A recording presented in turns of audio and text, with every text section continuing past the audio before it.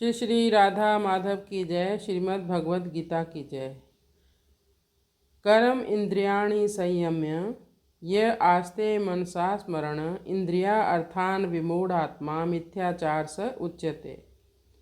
कर्म इंद्रियाणि संयम्य ये आस्ते मनसा स्मरण इंद्रिया अर्थान विमूढ़ात्मा मिथ्याचार स उच्यते।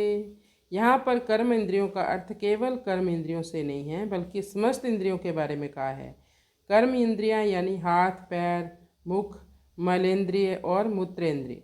5 हमारी ज्ञान इंद्रियां हैं, आँख, कान, नाक, जीवा और त्वचा। मानो किसी ने समस्त कर्म इंद्रियों को तो साध लिया, लेकिन मन में निरंतर स्मरण चलता रहता है भोगों के बारे में। बाहर से तो त्याग का दिखावा चल रहा है, लेकिन अंदर ही अंदर इंद्रिय विषयों का चिंतन चल रहा होता है। तो ऐसा व्यक्ति विमूढ़ आत्मा है, यानी विशेष रूप से वो मूर्ख आत्मा है। और क्या है वो? मिथ्याचार स उच्यते। ऐसे व्यक्ति को मिथ्या आचरण करने वाला कहा जाता है। भगवान नहीं चाहते कि अर्जुन मिथ्याचारी बने और विमूढ़ बने, यानी मूर्ख बने, क्योंकि अर्जुन क्षत्रिय है, रजोगुण प्रधान है। विशेषकर ऐसा युद्ध जो उसके पास अपने आप चल कर आया है, ऐसी परिस्थिति उत्पन्न हुई है कि इस युद्ध को टाला नहीं जा सकता। अर्जुन आया है युद्ध करने के लिए, पर अकस्मात वो कहने लगा मैं युद्ध नहीं करूँगा, मैं संन्यास ले लूँगा, भिक्षा मांगकर गुजारा कर लूँगा। कुछ समय के बाद फिर वो युद्ध करेगा। कभी कभी लोग नैतिक बनने का, आदर्श बनने का दिखावा तो करते हैं, लेकिन जब तक हृदय की शुद्धि ना हो तब तक वो नैतिकता 2 कौड़ी की भी नहीं है।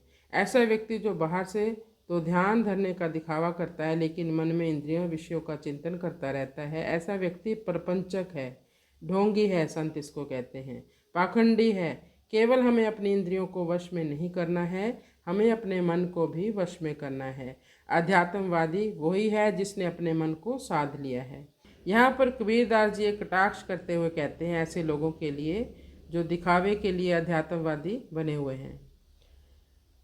मन ना रंगाए रंगाए जोगी कपड़ा, दाढ़िया बढ़ाए योगी बन गया बकरा।